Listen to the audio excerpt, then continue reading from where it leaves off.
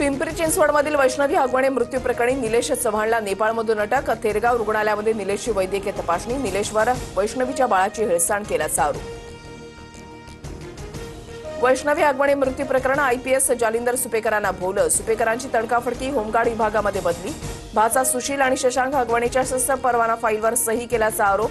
खोट्या कागदपत्रांच्या आधारे हगवणेंकडे शस्त्र परवाना। मला शस्त्र परवाना देण्याचा अधिकार नव्हता। तत्कालीन पोलीस आयुक्त अमिताभ गुप्तांच्या परवानगीनंतर सही केली। पोलीस अधिकारी जालिंदर सुपेकरांचे टीव्ही9 मराठीला स्पष्टीकरण। सुपेकरांसंदर्भातील तक्रारीमध्ये किती तथ्य आहे तपासणार। चुकीच्या पद्धतीने शस्त्रांची परवानगी दिली असेल तर रद्द केली जाईल। मुख्यमंत्री फडणवीसांची माहिती। वैष्णवीच्या बाळाचं संगोपन तिची आई स्वाती कसपटे करणार। सामाजिक तपासणी अहवालानुसार स्वाती कसपटेंची योग्य व्यक्ती म्हणून नियुक्ती। मंत्री आदिती तटकरे यांची ट्विट करत माहिती। हिंदी भाषा आता मुंबईची बोलीभाषा बनली आहे। मीरा भाईंदरमध्ये प्रवेश केला की मी हिंदीच बोलतो। मंत्री प्रताप सरनाईकांचं वक्तव्य।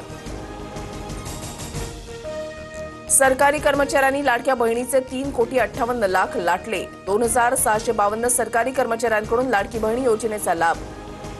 1,20,000 कर्मचाऱ्यांच्या तपासणीमधून धक्कादायक बाब उघडकीस।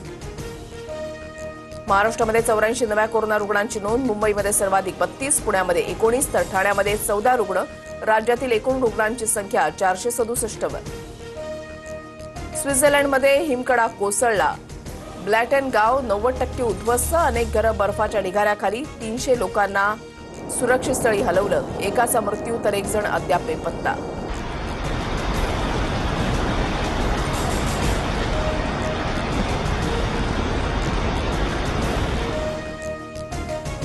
एलिमिनेटर सामन्यामध्ये मुंबईचा गुजरातवर 20 धावांनी विजय। रोहित शर्माची 81 धावांची दमदार खेळी। क्वालिफायर 2 मध्ये आता मुंबई विरुद्ध पंजाबची लढत।